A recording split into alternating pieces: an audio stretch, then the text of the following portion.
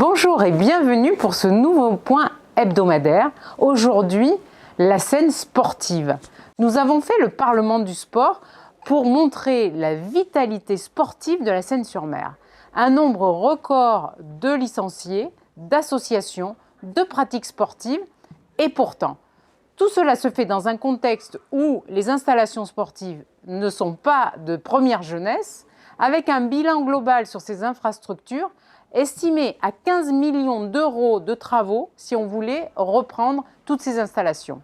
Nous avons dû refaire la pelouse à Léry. Il a fallu quand même 5 mois pour qu'elle voie le jour et c'est aussi un coût de 90 000 euros pour la ville.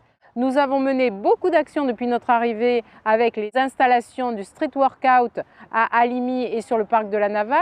Nous sommes en train de réaliser 2 terrains de beach volley aux Sablettes flambant neufs.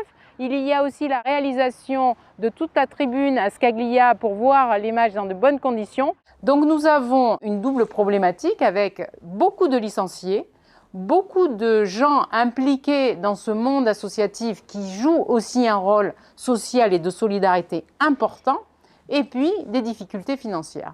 Alors bien sûr, on cherche des solutions.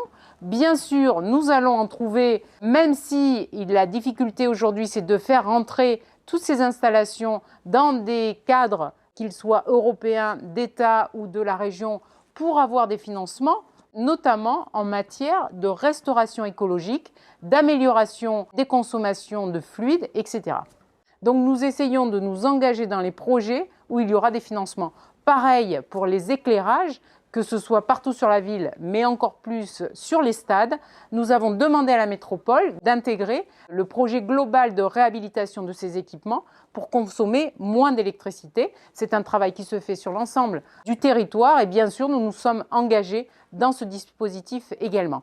L'année 2023 va être riche en événements sportifs. Nous avons le projet de dojo dans la cité avec les services de l'État, avec la Fédération de judo.